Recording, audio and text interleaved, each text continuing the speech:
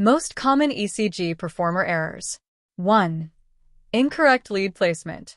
Limb lead swapped, e.g., left arm left right arrow right arm, causes inverted or bizarre-looking ECG. Chest leads placed too high or too low.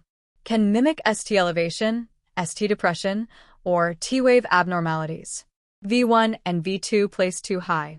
Produces false signs of anterior ischemia. 2. Poor skin preparation. Oily or sweaty skin. Causes wandering baseline. Hair not shaved. Leads to poor electrode contact and noise. Dry skin without gel. Causes intermittent signal loss. 3. Loose or dry electrodes. Electrodes peeling off.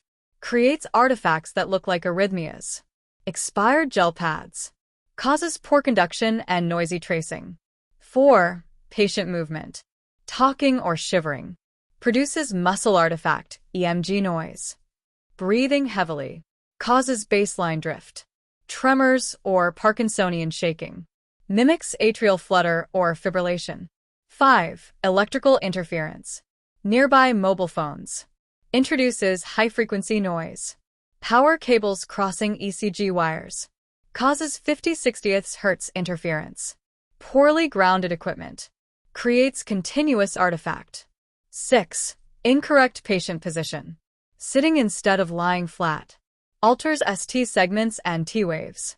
Arms or legs tensed. Adds muscle artifact.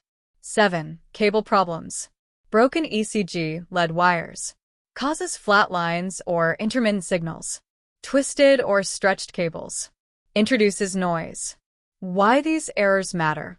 ECG performer errors can mimic heart attacks, mimic arrhythmias, hide real abnormalities, lead to misdiagnosis, cause unnecessary tests or treatment.